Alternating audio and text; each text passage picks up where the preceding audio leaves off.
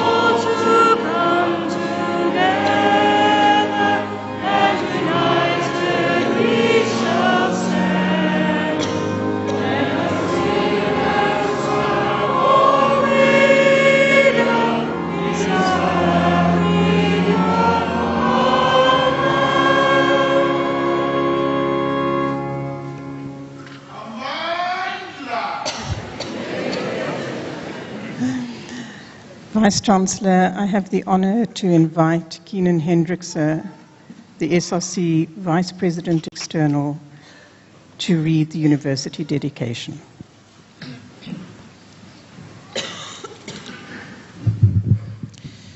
At this time of celebration, we, the members of the University of Cape Town, reaffirm our mission to nurture rational and creative thought and free inquiry, to strive for excellence in teaching and research, to educate for life, and to address the challenges of our society.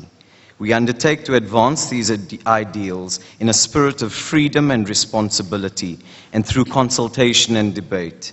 We celebrate our founders, benefactors, and predecessors, those who have built the fabric and nourished the values of UCT. To those of you who will graduate today, we wish courage, wisdom, and purpose. To those who will leave the university to learn and work elsewhere, may you be sustained by those values which unite us here today and advance them in the world beyond. A love of truth and of learning, and of this, our university.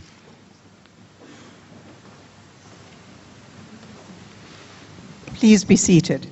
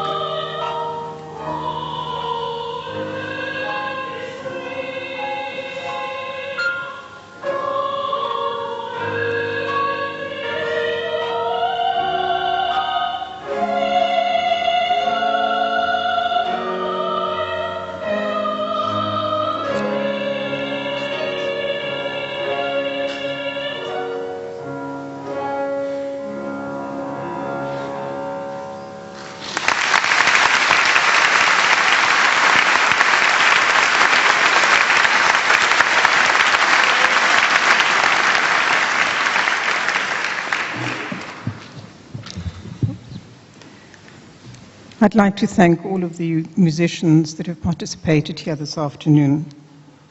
For Gaudiums and the National Anthem, singers from the UCT Opera School who were accompanied by Mark Spence on the organ.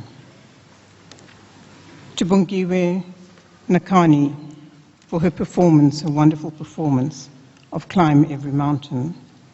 And she was accompanied on the piano by Collier Lee Enderstein.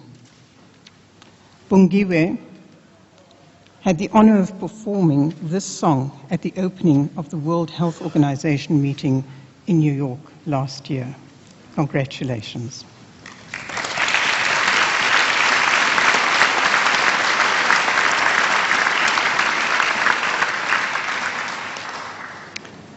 At this point in the proceedings, it is customary for us to welcome everybody here today.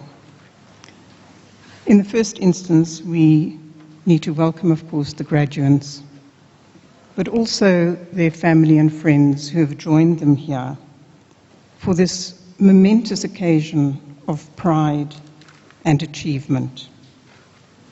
For most people, it only happens once in a lifetime, but for some who are sitting here with their red gowns, it's probably the third time that they are here. And in being a once-in-a-lifetime experience, it is an occasion, I think, that needs to be embraced with joy, and as I said, also with pride. I'm sure if you look back on your time here at the university, you will think of the hard times, the times when you had to prepare for exams, when you sat up through the night to complete assignments, when you thought that you might not pass. But you will always also remember, of course, the very happy times when you did pass. And the happy times that led to you making friends and probably also forming long-term relationships, as we all do when we go to university.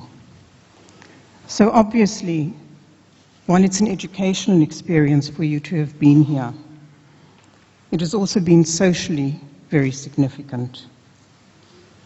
I hope that for all of you, collectively, this joyous moment that has arrived will also be an important threshold that will take you into the future, but that future will always be tempered by meaningful memories of your time here at UCT.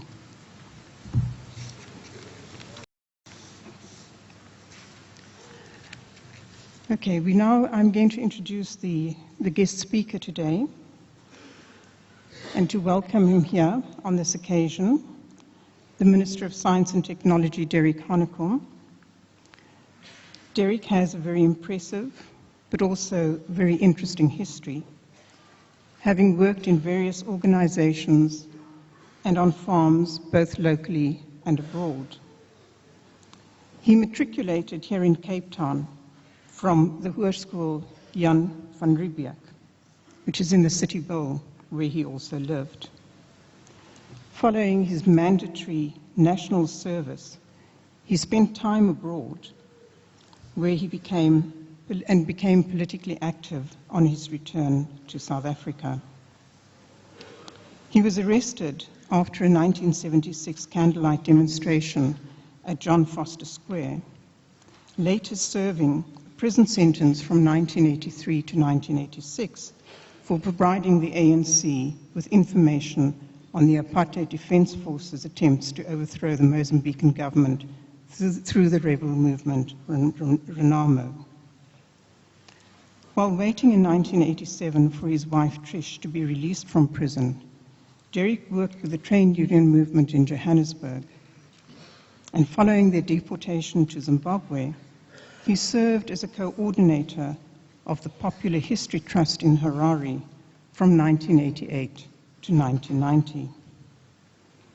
Derek came back to South Africa after the unbanning of political organizations in 1990 to work in the headquarters of the ANC, where he was responsible for policy formulations on land and agriculture during the period of negotiations prior to the first democratic election of 1994. Since then, he has managed various very important portfolios, serving, for example, as the Minister of Agriculture and Land Affairs, a very memorable portfolio in my knowledge of that time, from 1994 to 2004. He currently also serves as the Deputy Chairperson of the Board of the Ahmed Kathrada Foundation. Derek.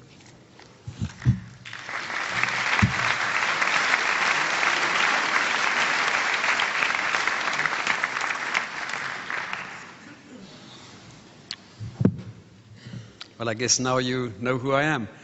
Program Director, Dr. Max Price, Vice Chancellor, the SRC President, Lorne Hullendorf, Deputy Vice Chancellors, academic staff, graduation, students, parents and sponsors, distinguished guests.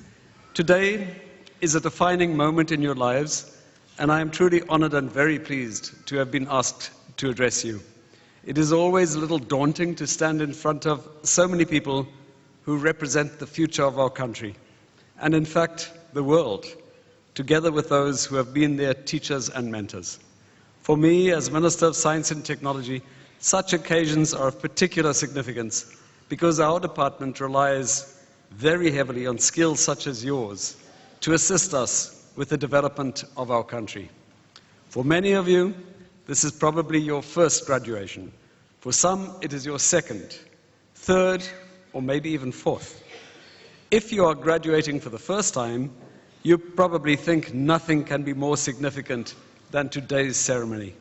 By comparison, what can an honors master's or a PhD graduation bring that this one has not? But I'm sure those of you receiving your PhDs today will have a different opinion. One of the greatest icons of our time, Mahatma Gandhi, once said, "Live as if you were to die tomorrow. Learn as if you were to live forever." You are, or will very shortly, be graduates of one of the world's finest universities. You will be part of this institution's rich history and join the alumni who have benefited from the intellectual capital and educational infrastructure UCT has to offer. Some, of course, include some very noteworthy men and women. While your years here have given you opportunity, prestige, and privilege, we cannot pretend that these privileges come without any obligations. Universities are supported to a large measure by public funds, and your training at UCT may have been financed by your parents and their parents, and by the sweat and toil of workers who had no hope of achieving such a milestone, but whose descendants some of you may well be. Your achievement is relevant to everyone who has made a contribution to South Africa's economy and the development of our country, no matter how. There are strong ethical and moral reasons for you to use your educational advantage to contribute to the development of our country as you move into the next phase of your life. Whether you go into the private or the public sector, whether you intend to remain in the university or strike out as an entrepreneur, you can make a meaningful contribution in any one of these areas. But it is important that in your pursuit of personal happiness and success, you reflect honestly on whether you are doing anything to make the world a better place for others. This also applies to those of you who come from countries other than South Africa. We cannot ignore that we live in a globalized world and that we share our resources and institutions of higher learning, especially in Africa. Graduates in the natural, engineering and health sciences and the built environment fields are particularly well positioned to do something for the future economic, social and sustainable development of South Africa. I'd like to outline to you how I see the environment in which you are likely to operate in South Africa in the near future. I hope this will help you orient yourself for this next phase of your life. My comments may have particular resonance for you if you are open to the possibility of pursuing postgraduate studies. The future of engineering and the built environment in particular is influenced by the demands of industry, government, and business. We have seen how the major construction and infrastructure development programs ahead of the 2010 World Cup helped protect our country from the devastating consequences of the 2009 global financial meltdown. We have repeatedly demonstrated that we can handle large infrastructure projects, from new sports stadiums to deep-level mines and prestige projects such as the Gautrain. We need to build on our experience and continue to be the world leaders in those areas in which we really excel. Government's investments in infrastructure development have the potential to really stimulate our economic growth. But skills shortages in the built environment professions in general and in the engineering field in particular could be a serious barrier to delivering the planned infrastructure. Last year, government adopted a national infrastructure plan, which is intended to transform our economic landscape and create a significant number of new jobs. The plan, with its 18 strategic integrated projects, will also support the integration of African economies. Over the next 3 years, government will invest 827 billion rand in building new infrastructure and upgrading existing infrastructure. This will significantly improve access to healthcare facilities, schools, water, sanitation, housing, and electricity, and it will foster economic growth and development through the construction of ports, roads, railway systems, electricity plants, hospitals, schools, and dams.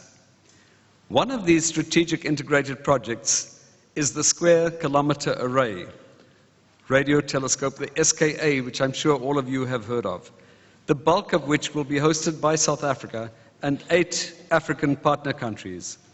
A range of engineering, technological, and scientific skills will be required both in the construction of the SKA infrastructure and in its operation. The detailed design and pre-construction phase of the SKA project starts this year. We have already demonstrated our excellent science and engineering skills by designing and starting to build the Meerkat telescope as a pathfinder towards the SKA. The construction of this 64-dish telescope will be completed by 2016. On its own, the Meerkat will be the largest radio telescope in the Southern Hemisphere, but when the SKA's 3,000 dishes have been completed, it will be by far the largest and most sensitive radio telescope in the world. The technology being developed for Meerkat is cutting edge, and the project is creating a large group of young scientists and engineers with world-class expertise in technologies that will have to be developed in the next 10 to 20 years, such as very fast computing, very fast data transport, large networks of sensors, software radios, and imaging algorithms. The Department of Science and Technology has invested about R1 billion in the past 5 years to beef up cyber infrastructure in the country for the high-speed transportation of data sets.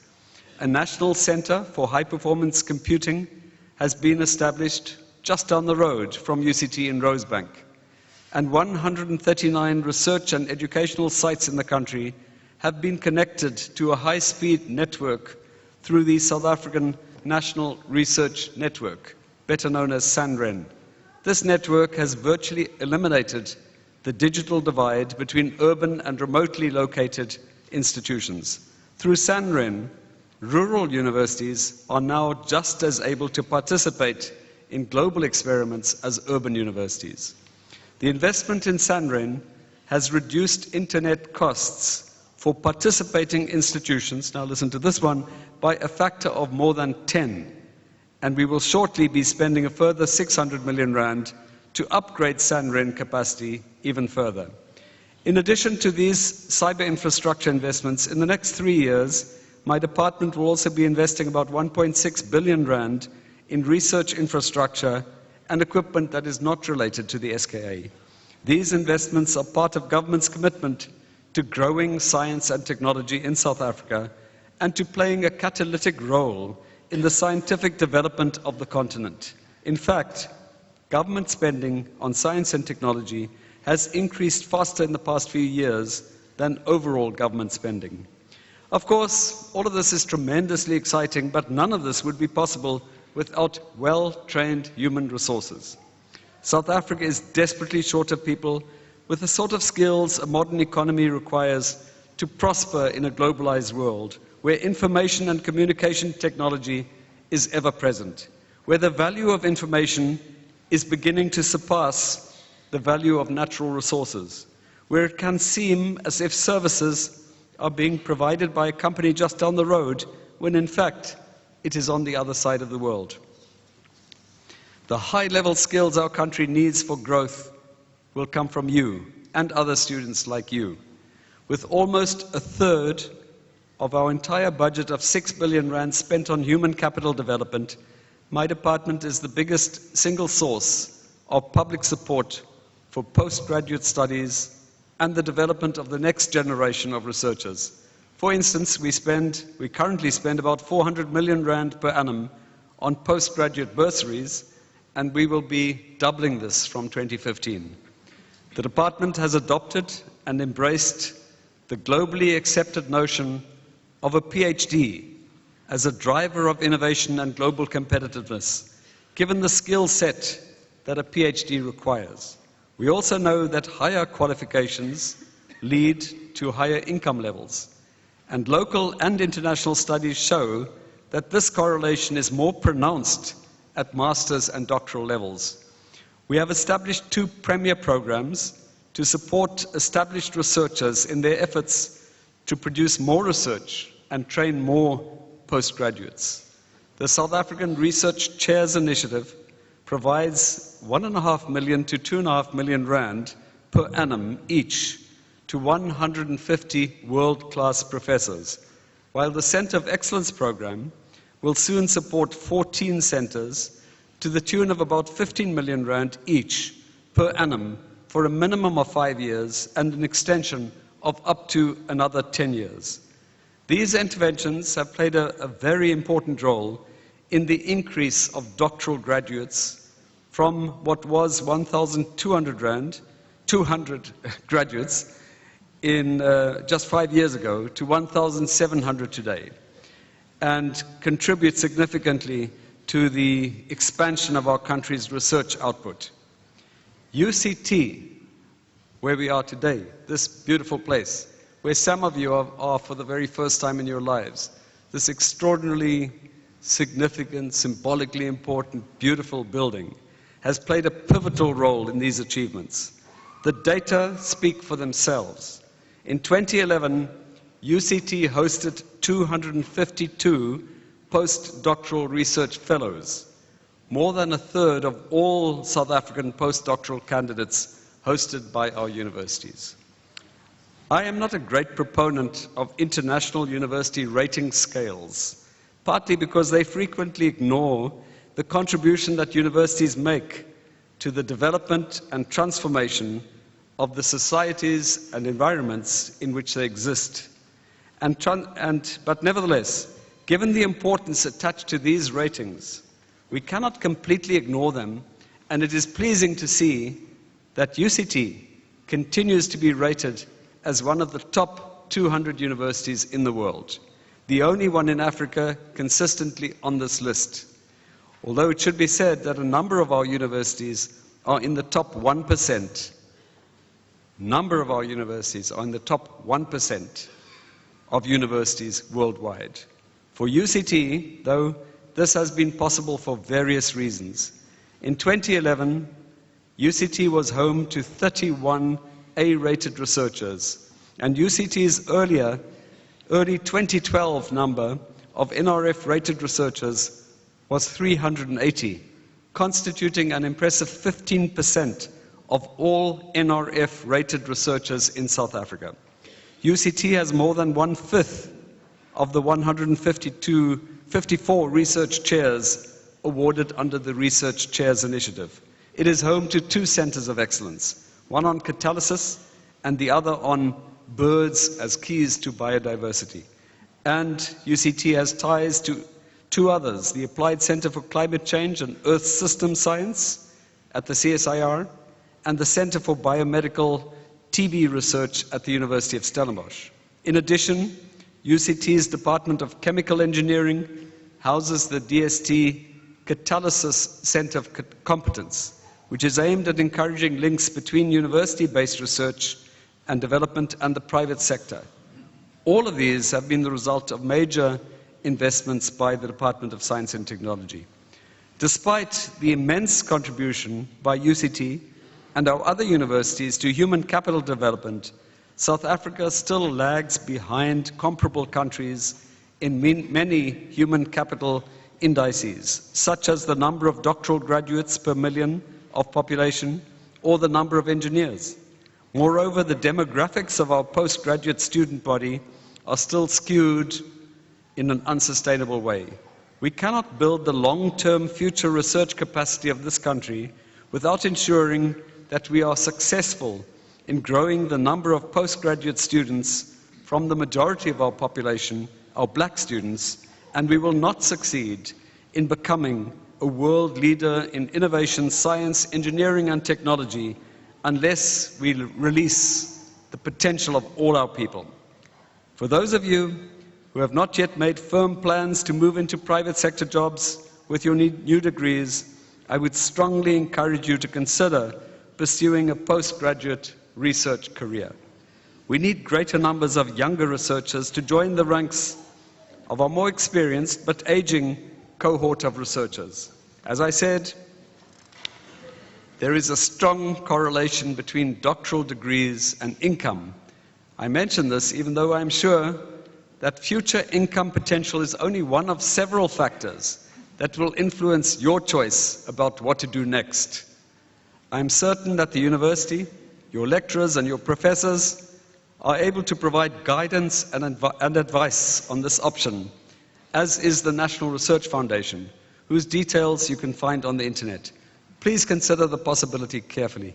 Once again, Vice-Chancellor, Dr. Price, I have to say that I'm deeply honored to have been invited by the university to share this proud moment with you. We salute your families, many of whom are here, who have supported you, and the academic staff who mentored you through your degrees. Let me leave you with a comment from the journalist Tom Brokaw, who once laid down this challenge to some graduating students. You are educated. Your certification is your degree. You may think of it as the ticket to the good life. Let me ask you to think of an alternative. Think of it as your ticket to change the world. Ish, man. You know, we are so proud of you. We are so proud of you. But one day when I'm not a minister, I'd also like to put on this red gown and this black gown and then walk with you and climb every mountain with you until we all find our dreams. I thank you and wish you well in your future endeavors. Thank you.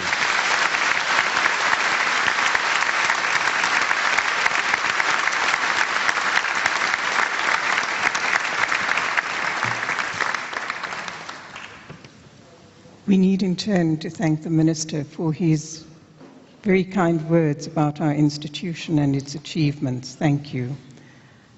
I think it's an indication of how proud we can be, should be, and are of UCT and the contributions that it is making today in South Africa and more broadly. Having said that, I think the Minister very importantly reminded us of our obligations and the contributions that we need to make to the development of South Africa now and in the future. He speaks with authority because he leads by example.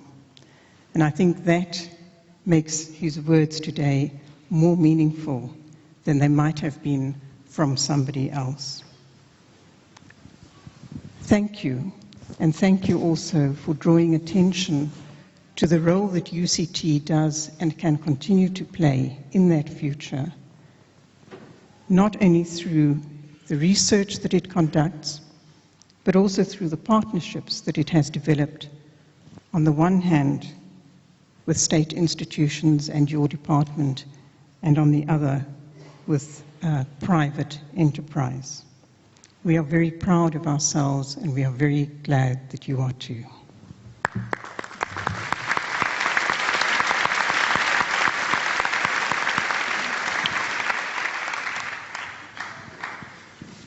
Ladies and gentlemen, we move to the main graduation program now. By virtue of the authority conferred upon me, I admit to the degrees specified and grant the diplomas specified to the candidates recorded in the program as being in absentia. I shall now grant the diplomas and admit to the degrees specified the candidates who will be presented to me.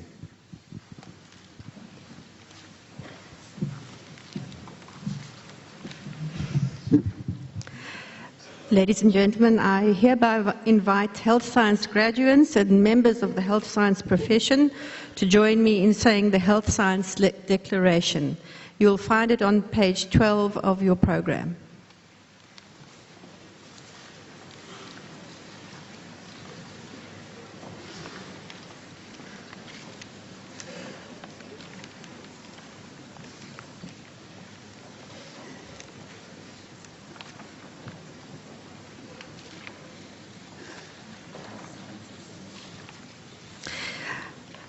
I most solemnly pledge to serve humanity.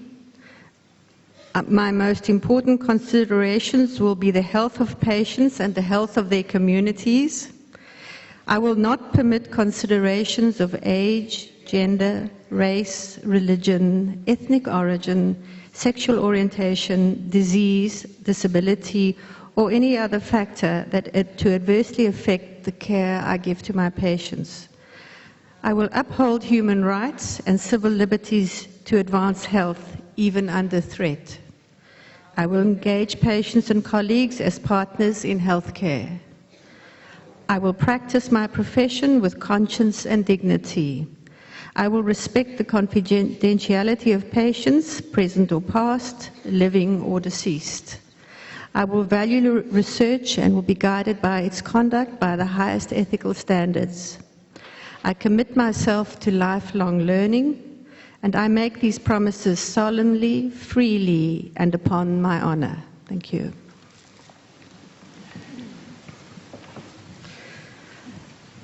Vice-Chancellor,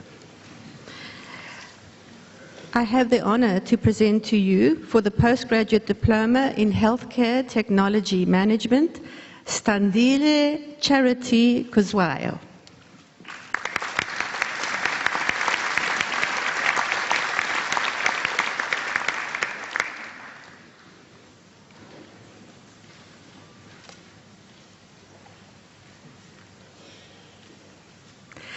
Zianda Mbangata.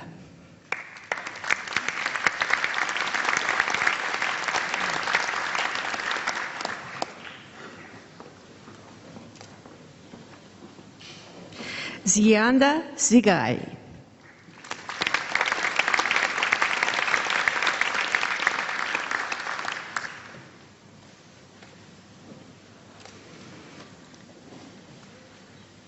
For the postgrad diploma in health management, Francois Pierre de Villiers.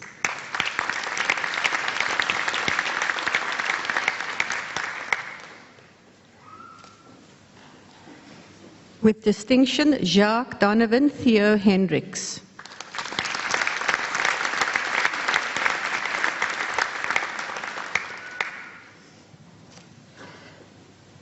With distinction, Hlengiwe Admara Hlela.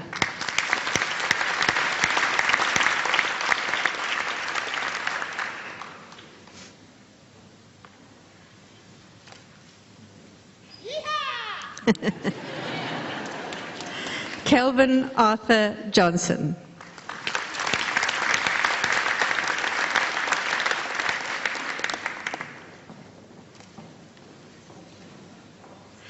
Bridget Nicolette McClue.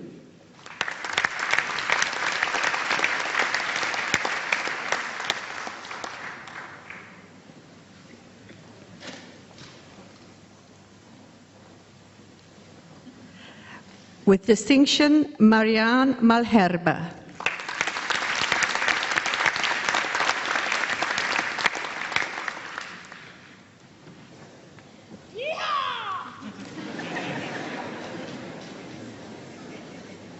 With distinction, Wena Marais.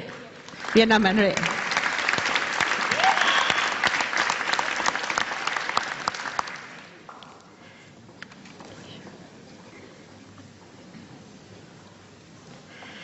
Pogisho Samuel Matthews.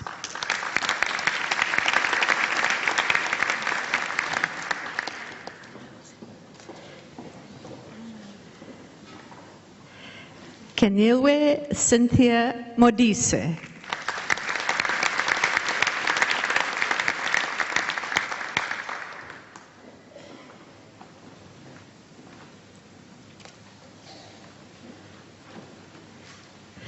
Cheryl Nelson.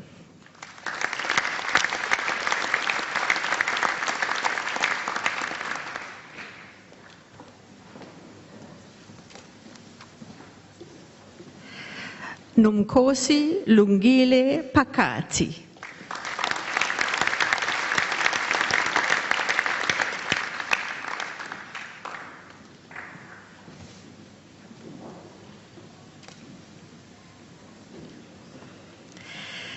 For the postgrad diploma in nursing, Lorraine Susan Bosch.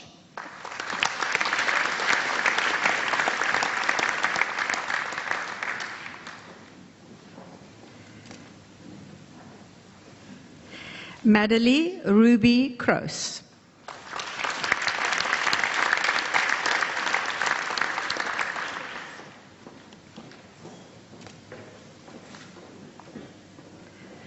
Shamila January.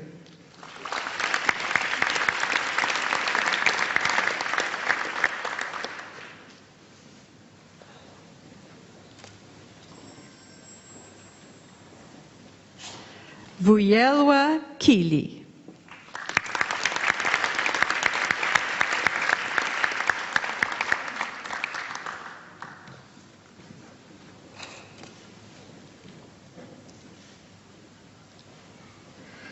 Zoleka Monica Machlanyana.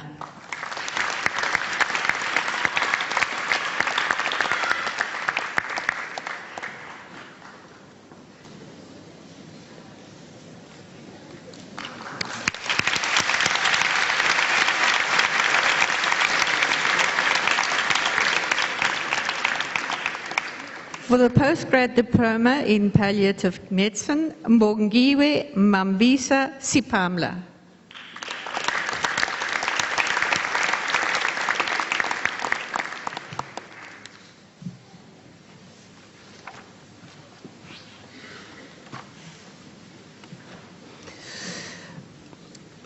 Vice-Chancellor, I have the honor to present to you for the postgraduate diploma in engineering in water quality engineering, Raymond Joseph Swartz.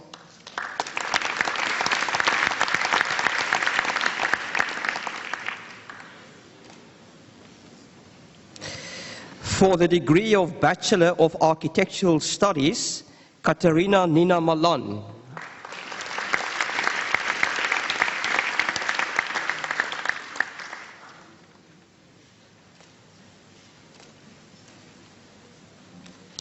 Mugele Nto.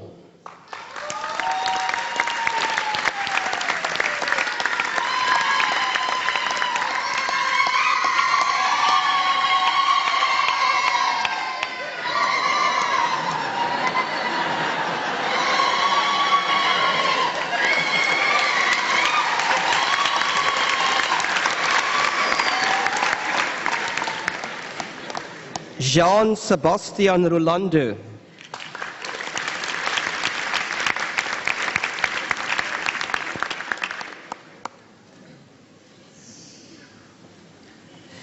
For the degree of Bachelor of Science in Construction Studies, Dipshika Beknu.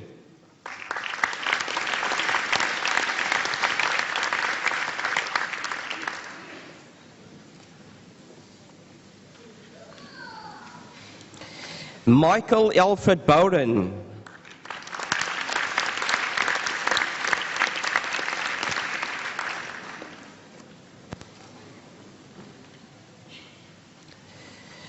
Tarifa Mahet.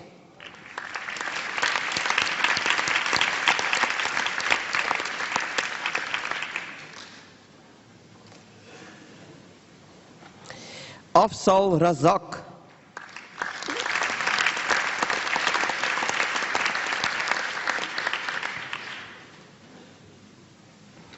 Bradley Kenneth van der Westhuizen.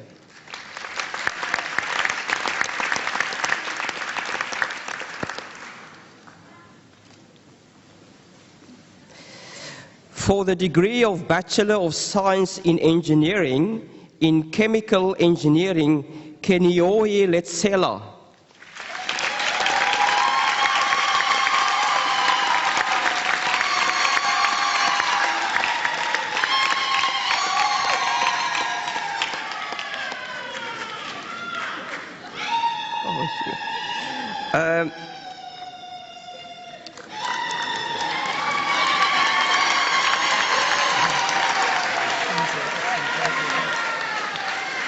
Lebugang Maisha Maslare.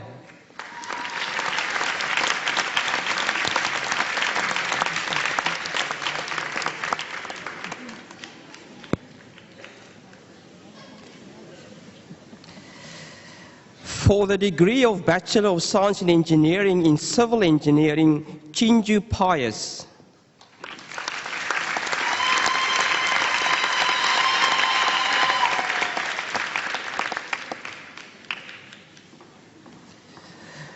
With honours, Richard Drummond Stewart.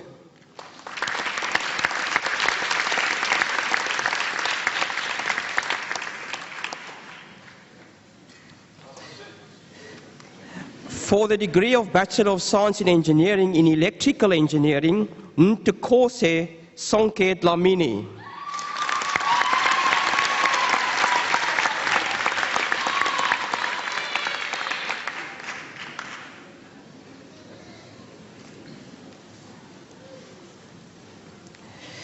Tabang Mabeta.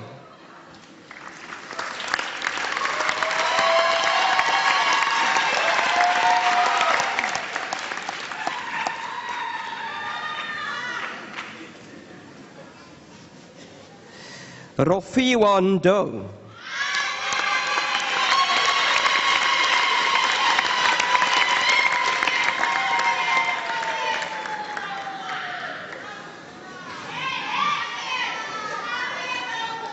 For the degree of Bachelor of Science in Engineering in Electrical and Computer Engineering, Jason Andrew Esselau.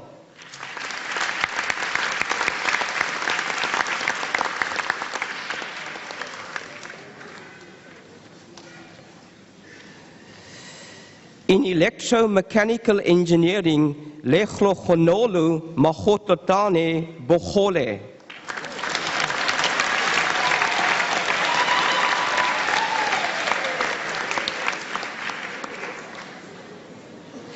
Matete Kevin Takaso.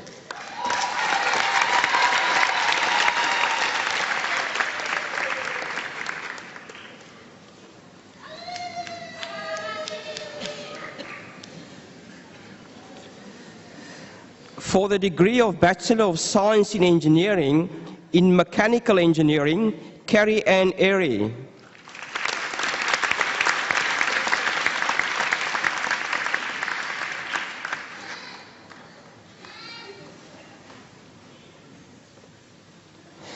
Nkululeku Humphrey Sele.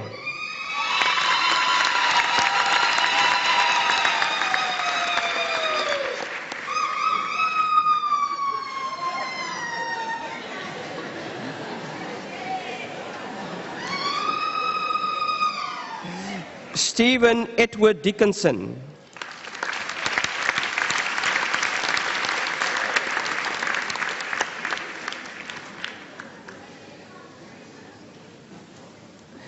Amiruddin Lani.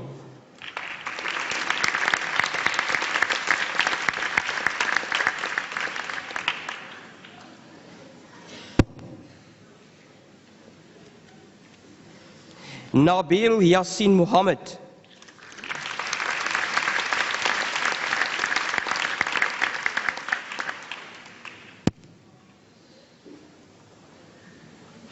Titus Nampala.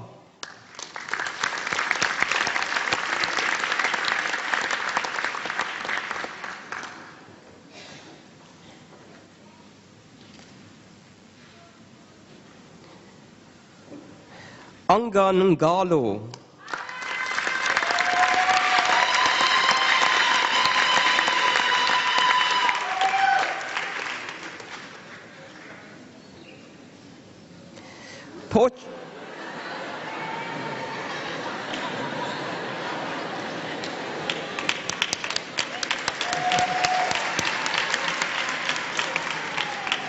Portugal Simon Tama.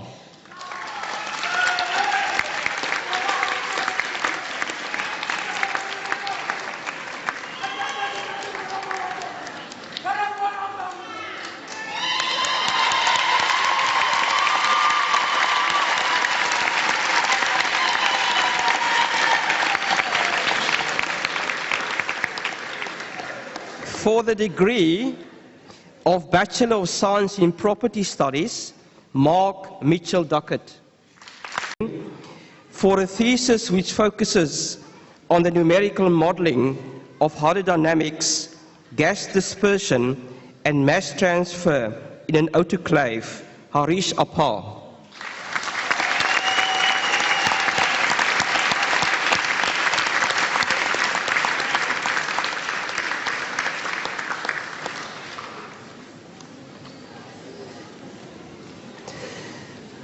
For the degree of Doctor of Philosophy in Chemical Engineering, for a thesis which focuses on the development of a model of hydrodynamic evolution in multiphase flow by a fundamental study of the microflow structure in the vicinity of a bubble in a liquid, Waldo Coetzee.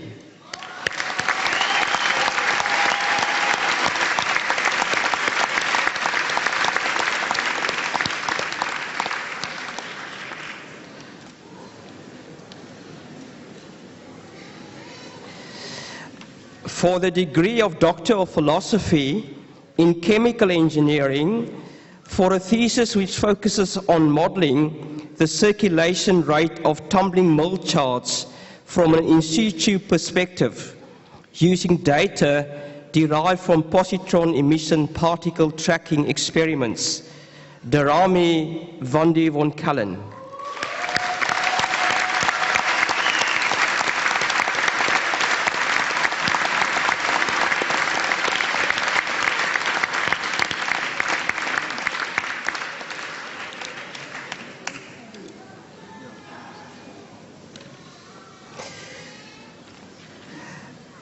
For the degree of Doctor of Philosophy in Civil Engineering, for a thesis which uses a systems approach in the development of a composite index to enable an understanding of and measure the potential for sustainable urban water management in South Africa, Kirsty Jane Carden.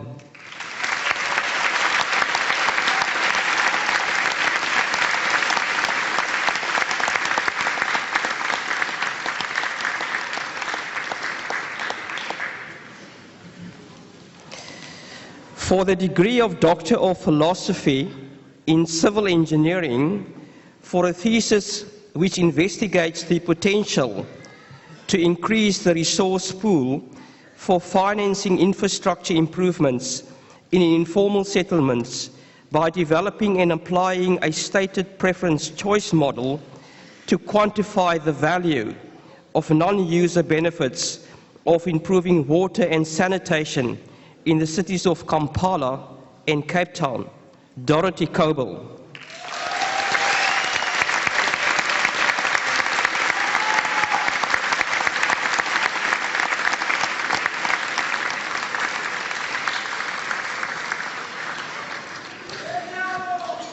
For the degree of Doctor of Philosophy in Electrical Engineering, for a thesis which focuses on assessing the age assessment and condition monitoring of power transformers by means of cellulose and oil insulation deterioration as a result of low energy degradation mechanisms. Nadajaran Moodley.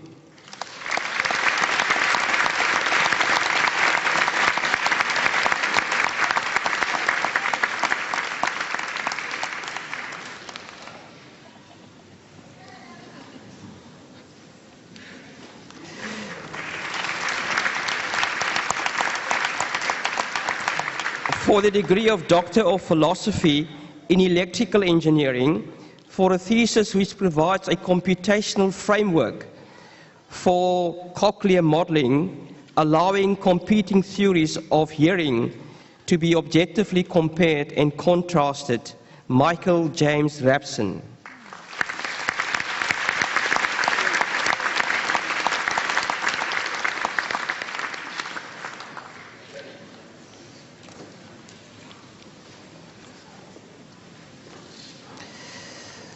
For the degree of Doctor of Philosophy in Energy Studies, for a thesis which focuses on the impact of the traditional wood fuel industry on forests depleted in Rwanda and proposes a solution for sustainable wood fuel management, Ernest Masimpaka.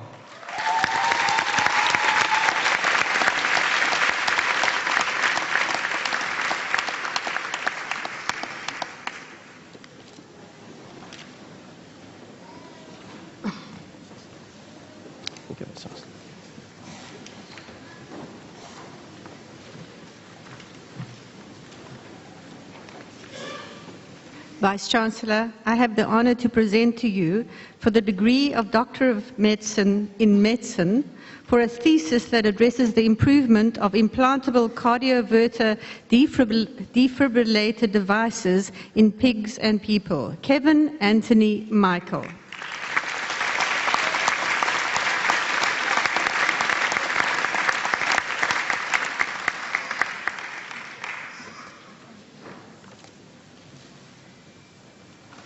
For the degree of Doctor of Philosophy in Biomedical Engineering, for a thesis which focuses on developing novel methods for ventricular segmentation and myocardial strain analysis of data acquired using three-dimensional displacement encoding with stimulated echocardiac magnetic resonance imaging. Daniel Alessandro Orga.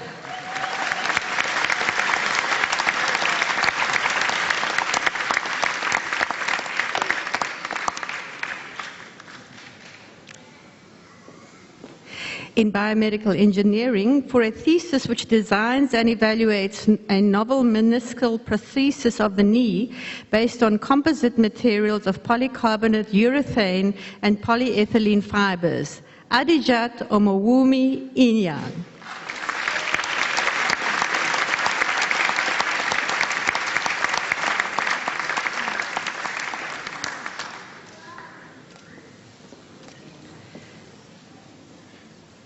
In cell biology, for a thesis which shows that the levels of the transcription factor TBX3 is unregulated in advanced melanoma by the AKT signaling pathway, and that this leads to TBX inappropriately activating the IDI gene, which is key to melanoma formation and invasion. Jade Pereira de Andrada Perez.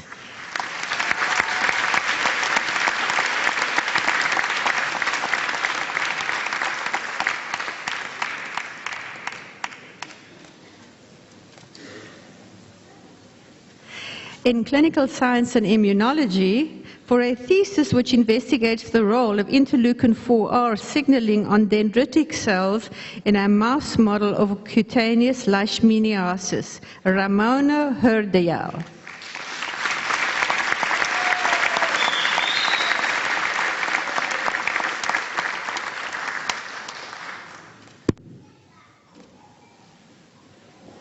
In clinical science and immunology, for a thesis which examines the role of interleukin-4 receptor alpha, the receptor for the cytokine interleukin-4, and a molecule known to play a key role in understanding the development of allergic asthma. Jai Subhash Jaka Kumar.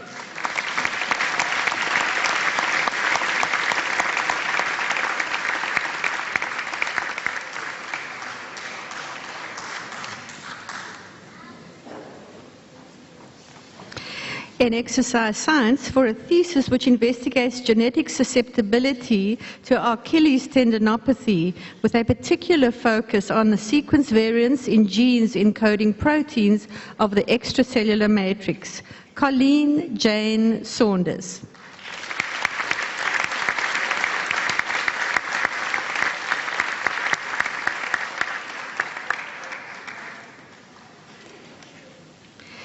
In medical biochemistry for a thesis which investigates new approaches to identifying genetic loci that confer increased susceptibility to esophageal cancer in South Africans. Marko Maticic.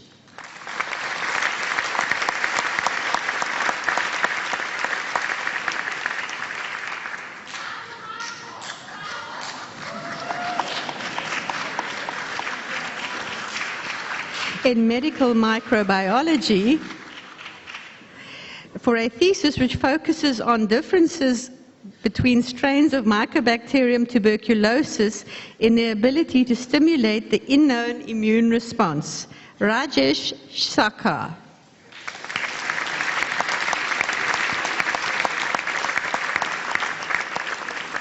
In medicine, for a thesis on the determinants and prevalence of rheumatic heart disease in Cape Town, which emphasizes the need for primordial prevention of the disease through addressing socio-economic needs of the communities, and the importance of primary prevention in community clinics. Mark Emmanuel Engel.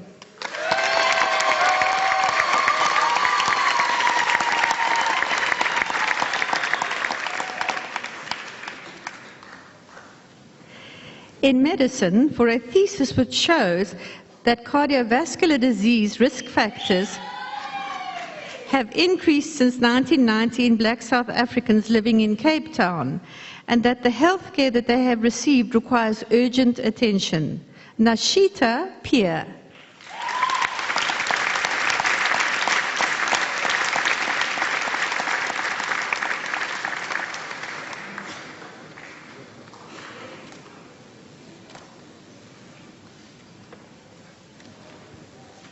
In medicine, for a thesis which focuses on characterizing incident HIV-associated sensory neuropathy and associated risk factors in a community-based population about to initiate antiretroviral therapy.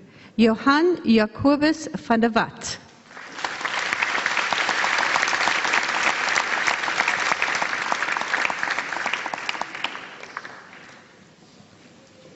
In pediatrics, for a thesis which explores methodologies for active TB case finding and TB case detection to inform the selection of case finding strategies for clinical trials of TB vaccines conducted in young children in high TB burden settings in the 21st century. Sizulu Moya.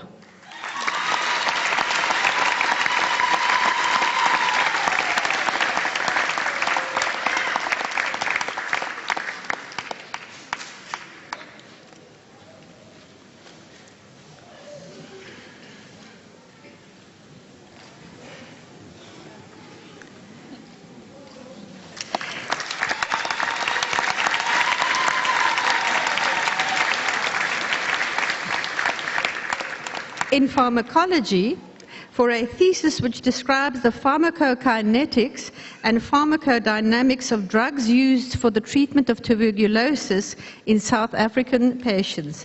Emmanuel Chigutsa.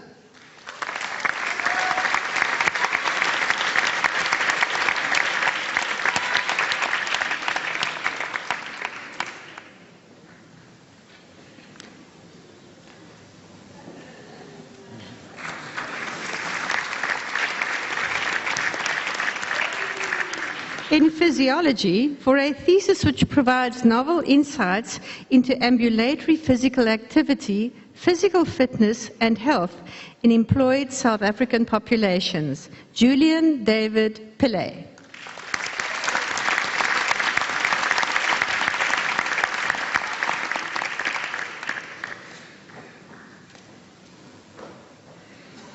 In psychiatry, for a thesis which focuses on screening for depression, a common form of mental illness, in HIV-positive patients who attend primary health care facilities.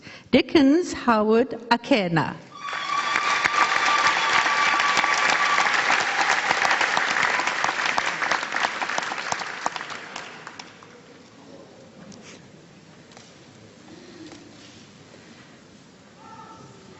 In psychiatry, for a thesis which focuses on understanding the... In psychiatry, for a thesis which focuses on understanding the nature of contemporary adolescent intimate relationships in order to inform public health interventions to prevent intimate partner violence and to promote sexual and reproductive health and equitable, enjoyable relationships. Anik Givers.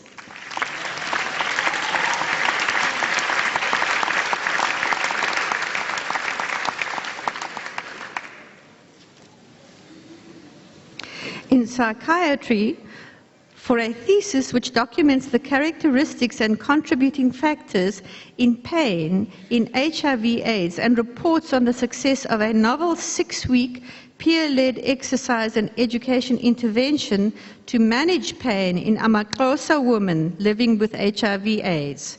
Romy Elizabeth Parker.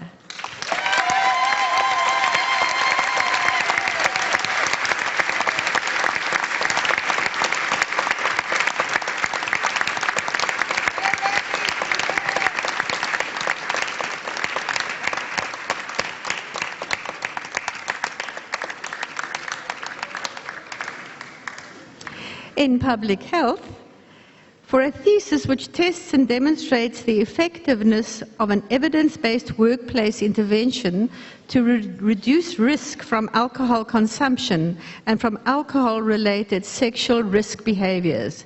Nadine Catherine Burnhams.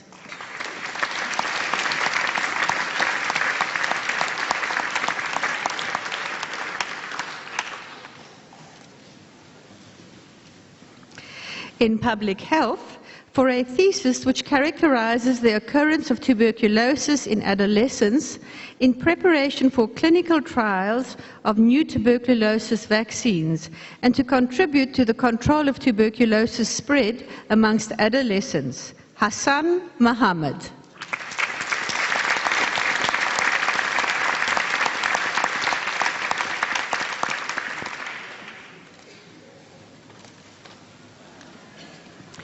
In surgery, for a thesis which carries out an efficacy analysis of C-domain-specific angiotensin-converting enzyme inhibitor, which is required for bringing this novel class of compounds closer to the clinic. Sarah Kate Sharp.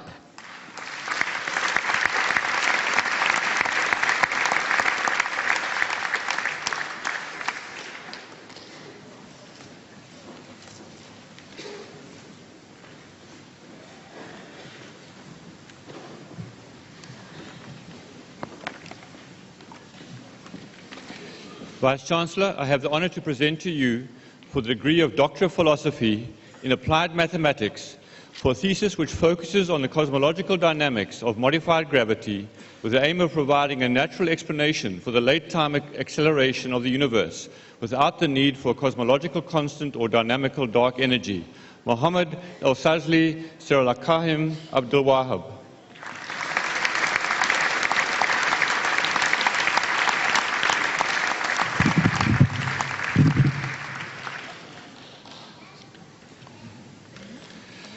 In applied mathematics, for a thesis which uses direct scattering theory to uncover the role played by localized waves, called solitons, in the formation of spatio-temporal chaos in the parametrically driven nonlinear Schrödinger equation, Karl Petrus Olafir.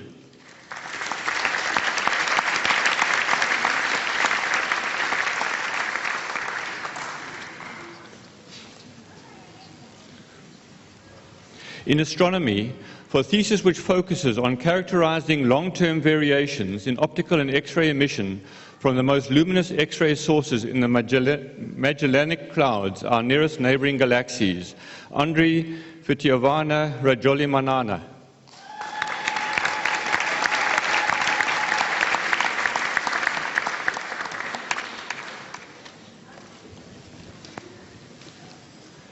In botany, for a thesis that examines how a mobile pastoral livestock production system in a variable environment has changed over 350 years, and how herd mobility has adapted to spatial constraints and resource availability, Mohammed Iksan Samuels.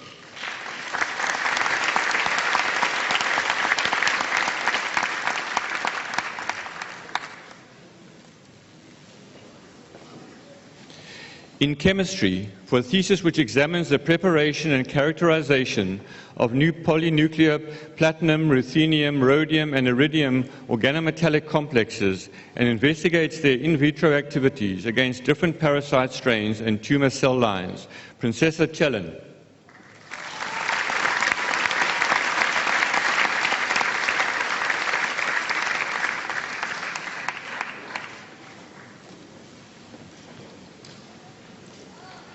In chemistry, for a thesis which focuses on understanding the mechanism of action and tricidine antimicrobial peptides and can contribute to the development of new and specific antibiotics, Gadzikano Munyuki.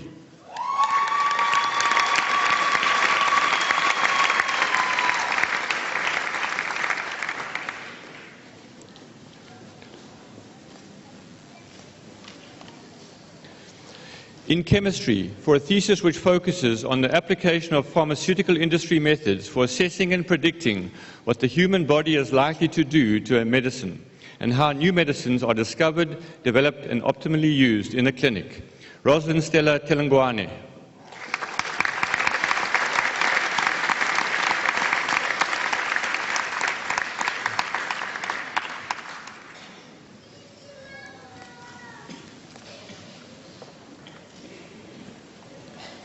In computer science, for a thesis which develops a framework for teaching and learning that is mediated by mobile devices, empowering students who struggle to understand face-to-face sessions, Olitayo Kehindi Boyanbodi.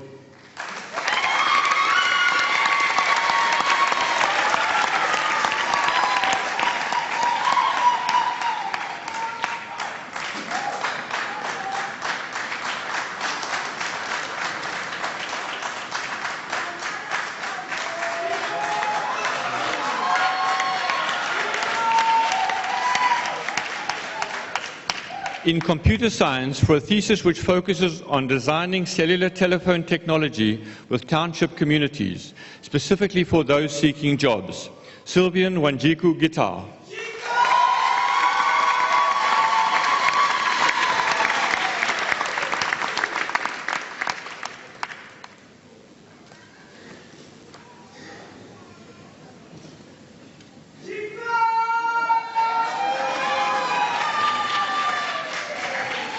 In environmental and geographical science, for a thesis which addresses the sources and dynamics of atmospheric moisture which contribute to the variability of regional rainfall over southern Africa, Christopher David Jack.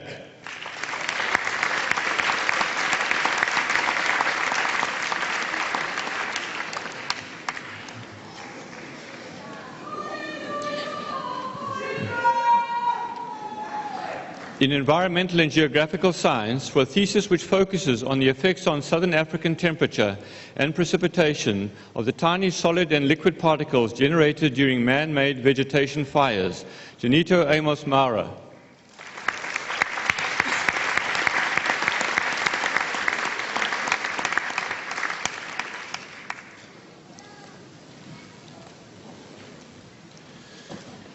In environmental and geographical science, for a thesis which uses pollen analysis to explore the history of fynbos and forest vegetation in the Southern Cape over the last 120,000 years, and which reveals important insights into changing environments during that period, Lynn Julia Quick.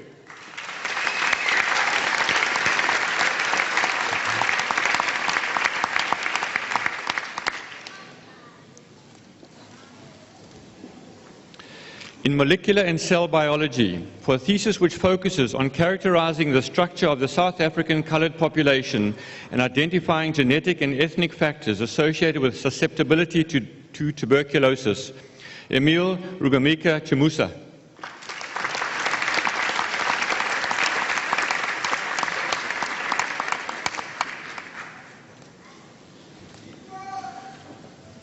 In molecular and cell biology, for a thesis which focuses on isolating the industrially useful nitrile converting enzymes, nitrulase and nitrile hydratase, from a biotechnologically relevant bacterium, Rhodococcus rhodocraus, Joni Frederick.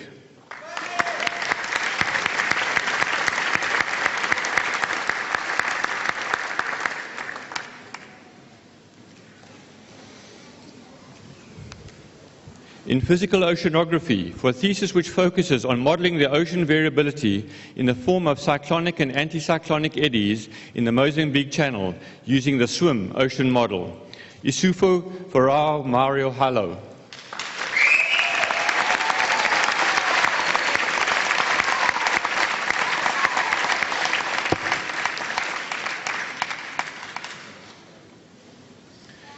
In physics, for a thesis which focuses on the study of the fundamental mechanisms of electrical conduction in printed silicon nanoparticle networks with applications for sensors and electronic devices, Vatsirai Magunje.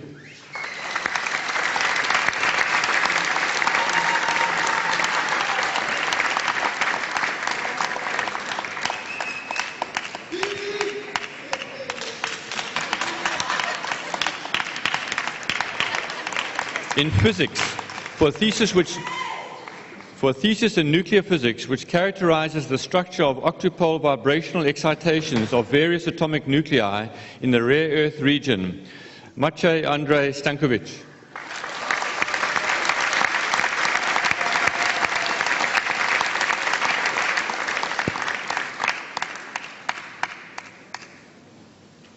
In physics, for a thesis which deals with the behavior of matter at extreme temperatures and densities as prevalent in the universe shortly after the Big Bang, some 13.5 billion years ago, Yingwing Zhang.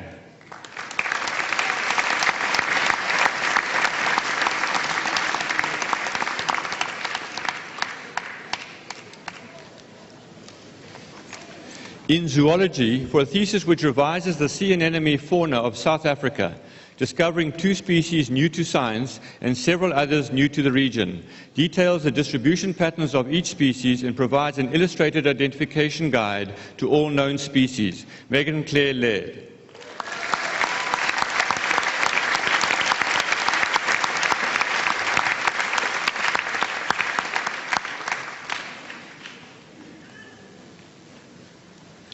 In zoology, for a thesis which focuses on the impacts and management of power line collision mortality on Ludwig's bustard and other large birds of the Karoo, Jessica Mary Shaw.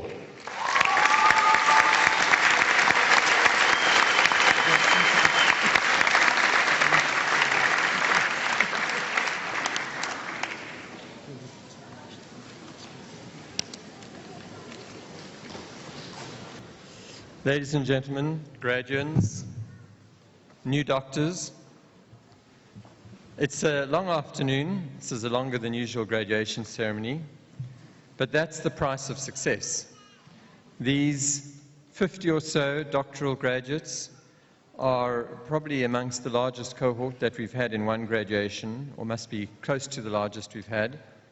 And that is our goal, to grow the postgraduate studies and to see and to feed the economy, the science, not just of South Africa, but of the continent and of the world. And you would have heard, crossing the stage, the names of people from countries all over the continent.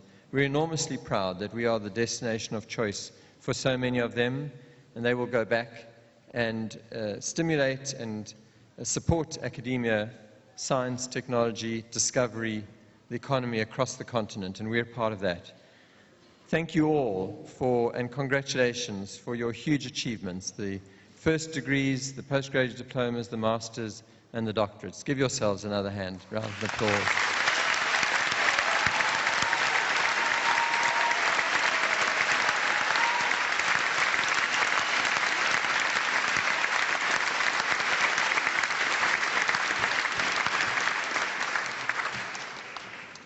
You've acquired a whole lot of skills and a whole lot of knowledge, but you will not be judged, and we will have failed if that's all you've acquired. And you will not be judged on that alone. You go out as ambassadors of the university, you carry our reputation with you wherever you go. And more than anything else, you will be judged on whether you have imbibed the ethos of this university through its values.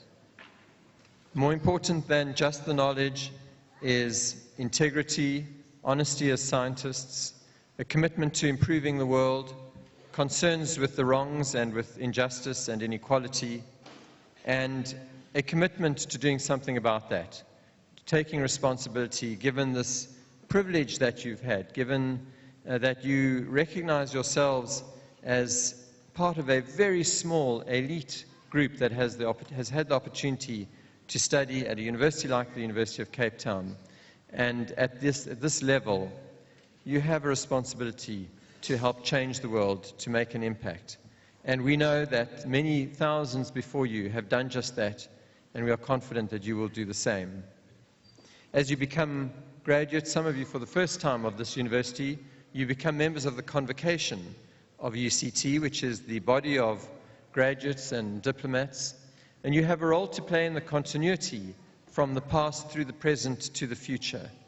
You have a role to play in ensuring that the standards of this university, of which you're proud, are maintained. And you can do that in part through electing the Chancellor of the university. Mrs. Graça Machel is our current Chancellor.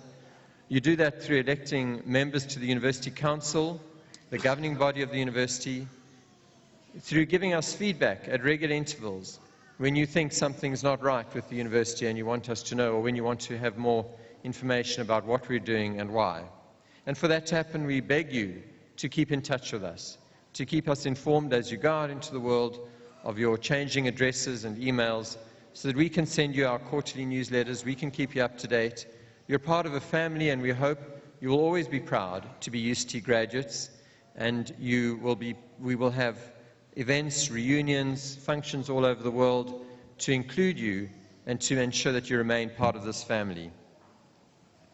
I'm sure you recognize that you have got to where you are today through your own work, but in large measure through the support of your loved ones, of your parents, of your spouses, of your partners, through financial support, emotional and psychological support over many years. And so I invite you now to show your appreciation to them by taking your scrolls, stand up and make eye contact with your members of your family in the audience and wave that scroll and shout them your appreciation. I invite you to stand up and make eye contact.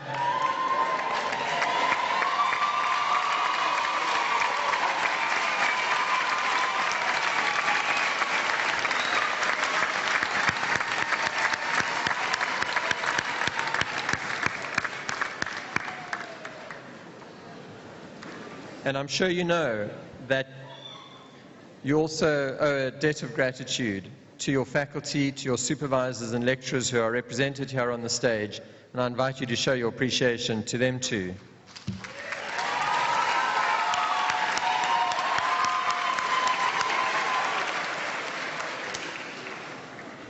And I add mine, members of faculty, professors, lecturers, members of the support and professional staff, the technical staff who make the laboratories work so smoothly, the administrative staff. You've all contributed hugely to the success of these graduates and the success of this university, and I thank you all for that achievement.